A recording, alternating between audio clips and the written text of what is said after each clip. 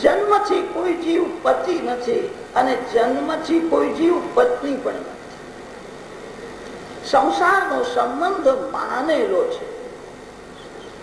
જીવ જન્મથી ભગવાનનો છે.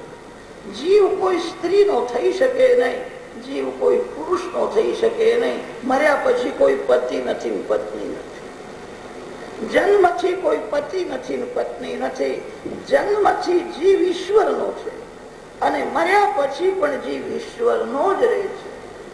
જીવ ઈશ્વરનો અંશ છે. ઈશ્વરનો અંશ હોવા છતાં જીવ સ્વરૂપને ભૂલી ગયો. એવું સમજવા લાગ્યો હું જગતનો છું, હું સ્ત્રીનો છું, પુરુષનો છું. જીવ તો ભગવાનનો અંશ છે. ભગવાનથી અલગ થયો તેથી દુઃખી થયો. દુઃખની સમાપ્તિ ત્યારે થશે ભગવાનનો અંશ જીવ જ્યારે ભગવાનના ચરણે જાય. પ્રભુએ આ સંસારમાં જાણીને દુઃખ રાખ્યું છે. એક દિવસ એવો હતો, આપણે બધા ભગવાનના ચરણમાં આનંદમાં. આ જીવની એવી કઈ ભૂલ થઈ, એને ભગવાનને કહ્યું તમારી પાસે રહેવું નથી, જગત જોવું છે, મારે થોડું ફરવું છે. જીવ ભગવાનને છોડીને જગતમાં ફરવા જાય ત્યારે ભગવાનને પણ ગમ્યું નહીં. તું મને છોડીને જાય છે, તને એટલું જ કહું છું, તું જ્યાં સુધી મારી પાસે ન આવે ત્યાં સુધી તને શાંતિ મળશે નહીં. તું મોટો રાજા થાય કે સ્વર્ગનો દેવ થાય, તને સુખ મળશે, યાદ રાખજે દુઃખ ભોગવવું જ પડશે. જીવ જ્યાં સુધી ભગવાનના ચરણે જતો નથી, પરમાત્માને મળતો નથી, ત્યાં સુધી દુઃખનો અંત આવતો નથી. જીવ ઈશ્વરનો અંશ છે. ઈશ્વરથી અલગ થયો તેથી દુઃખી થયો. કેટલાક લોકો પ્રશ્ન પૂછે છે, આ જીવ ઈશ્વરથી અલગ કેમ થયો? કેવી રીતે અલગ થયો? ક્યારથી અલગ થયો? કેટલાક પ્રશ્નો એવા હોય છે. ભગવાનની ભક્તિ કરવાથી, ભગવાનનું સ્મરણ કરવાથી ભગવાન હૃદયમાં આવે છે અને ભગવાન સમજાવે છે ત્યારે જ બુદ્ધિ કબૂલ કરે. કોઈ માનવ સમજાવે તેથી બુદ્ધિ કબૂલ કરતી નથી. આ પ્રશ્ન થોડો એવો જ છે. જીવ ઈશ્વરથી અલગ કેમ થયો? કેવી રીતે થયો? ક્યારથી થયો? કઈ ભૂલ થઈ? રોગ થયા પછી મને રોગ કેમ થયો, કેવી રીતે થયો, એ વિચારમાં સમય ગુમાવે તો રોગ વધી જશે. રોગ થયા પછી રોગ કેમ થયો, કેવી રીતે થયો વિચાર કરવાનો નહીં. રોગ થયા પછી પથ્ય સાથે દવા લેવાની. જીવાત્માને મોટો રોગ થયો છે. શ્રી કૃષ્ણનો વિયોગ એ જ મોટો રોગ છે. જીવ ઈશ્વરથી અલગ થયો. હું ભગવાનનો અંશ છું. એક ભાઈ કપડાની બહુ કાળજી રાખતા હતા. મારા કપડા જરાય બગડે નહીં. એક વાર એવું થયું, ઘરમાં આવ્યા પછી એને જોયું ધોતીને ડાઘો લાગ્યો છે. વિચાર કરવા લાગ્યા, ડાઘો કેમ લાગ્યો, ક્યાં લાગ્યો, કેવી રીતે લાગ્યો. વિચાર કરવાથી ડાઘો જશે. એક એક ના ઘેર પૂછવા ગયા, હું તમારે ત્યાં મળવા આવ્યો ત્યારે આ ડાઘો લાગ્યો. એક સજ્જને કહ્યું મારા ઘેર લાગ્યો હોય કે બીજા કોઈ ઠેકાણે લાગ્યો હોય, ડાઘો દેખાય છે, સાબુ લગાડો, ધોઈ નાખો. ઈશ્વરનો વિયોગ કેમ થયો, કેવી રીતે થયો, બહુ વિચાર ન કરો. કઈ ભૂલ થઈ છે અને તેથી જીવ ઈશ્વરથી અલગ થયો. હું ભગવાનનો અંશ છું, મારે ભગવાનના ચરણે જવું છે. હું ભગવાનનો છું. હું કોઈ સ્ત્રીનો નથી, હું કોઈ પુરુષનો નથી. હું પરમાત્મા. અંતકાલમાં મૃત્યુની શૈયામાં બધાને જ્ઞાન થાય છે હું સ્ત્રીનો નથી, હું પુરુષનો નથી. જેને હું માનતો હતો આ મારો છે તો મારી સાથે આવવાનો નથી, એકલો જ જવાનો. અંતકાળમાં જ્ઞાન થાય તેથી બહુ લાભ નથી, આજથી જ્ઞાની થઈ જાય. હું ભગવાનનો છું, ભગવાન જ મારા. કોઈ સ્ત્રી મારી નથી, કોઈ પુરુષ મારો નથી.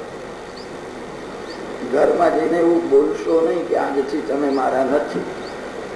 આવું બોલશો તો ઘરમાં ઝઘડો ઉભો થશે. આવું બોલવાનું નથી, સમજવાનું. ઘરના લોકો સાથે બહારથી પ્રેમ બતાવજો, અંદરથી પ્રેમ પરમાત્મા સાથે, હું ભગવાનનો છું, ભગવાન મારા છે, એ ભાવને ભૂલશો નહીં. જીવ કોઈ સ્ત્રીનો થઈ શકે નહીં, જીવ કોઈ પુરુષનો થઈ શકે નહીં. જીવ તો ઈશ્વરનો અંશ છે. હું ભગવાનનો અંશ છું, ભગવાનના ચરણે છું. વાસુદેવે ભગવતી ભક્તિ યોગઃ પ્રયોજિતઃ જનયત્યાશુ વૈરાગ્યમ જ્ઞાનમ યદ બ્રહ્મ દર્શનમ. પરમાત્મા નારાયણનું ધ્યાન કરો, પ્રેમથી નારાયણની પૂજા કરો. નારાયણ નારાયણ નારાયણ કીર્તનમાં તન્મય બનો. ધીરે ધીરે ઘરમાં સંયમ વધારજો, ઘરમાં ભક્તિ વધારજો. તમને એક દિવસ ઘરમાં જ ભગવાનના દર્શન થશે. જેને ભગવાનના દર્શન થયા છે એનું જીવન કઈ દિવ્ય બને છે. એને સંસારનું બધું સુખ તુચ્છ લાગે. જનયતિ આશુ વૈરાગ્યમ જ્ઞાનમ યદ બ્રહ્મ દર્શનમ. જેને ભગવાનનો આનંદ મળ્યો છે એ કોઈ દિવસ એવું બોલતો નથી કે મને ભગવાનના દર્શન થયા. એવું બોલતો નથી મને ભગવાનના દર્શન થયા નથી. એ ઘણા ભાગે મૌન રાખે, એ પ્રગટ કરતો નથી. जिसने पाया उसने छिपाया. જેને પરમાત્માનો અનુભવ થયો છે એ ક્ષણ ભગવાનને છોડતો નથી. ખોજા સકલ જહાં में पाया पता तेरा नहीं, जब पता तेरा लगा अब पता मेरा नहीं. એક ભક્ત ભગવાનને કે છે ઘણા વર્ષો થયા હું તમારા પાછળ પડ્યો, તમારા દર્શન થતા નહોતા, જયારે તમારા દર્શન થયા પછી હું રહ્યો નહીં. જેને પરમાત્માનો અનુભવ થાય છે એ ક્ષણ ભગવાનને છોડી શકતો નથી. એને બ્રહ્મ દર્શન કે છે. વેદોમાં જેને બ્રહ્મ કે છે, યોગીઓ જેને પરમાત્મા કે છે. બ્રહ્મ, પરમાત્મા, ભગવાન, શ્રી રામ, શ્રી કૃષ્ણ, શ્રી શિવ એક જ તત્વના નામ અને તત્વ એક. વદંતિ તત્ત્વવિદસ્તત્વં યદ જ્ઞાનમ અદ્વયમ બ્રહ્મેતિ પરમાત્મેતિ ભગવાન ઇતિ શબ્દ્યતે. પરમાત્માના પ્રધાન 24 અવતારો છે. જે અવતારોની કથા સાંભળવાથી ધીરે ધીરે પ્રભુમાં પ્રેમ વધે છે, ભગવાનમાં પ્રેમ વધે છે. ત્યારે સંસાર સુખમાં અરુચિ આવે છે. જ્ઞાન વૈરાગ્ય સાથે ભક્તિ વધે. પરમાત્મા શબ્દમાંથી જ 24 અવતારો નીકળે છે. પ જે અક્ષર છે તે 5 ના જેવું છે. ર જે અક્ષર છે તે 2 ના જેવું છે. પર મા જે અક્ષર છે તે 4.5 જેવું છે. પરમાત્મા અર્ધો જે ત છે તે 8 જેવો છે.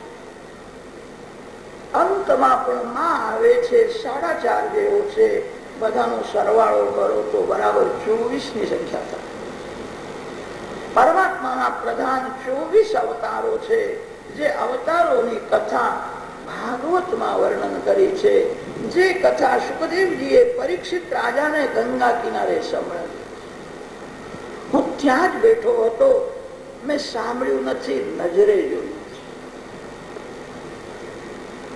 પરીક્ષિત મહારાજ ભગવાનના ધામમાં ગયા. કથામાં કેવી શક્તિ છે. સુખદેવજી મહારાજ શ્રી કૃષ્ણ દર્શન કરતા કરતા બોલતા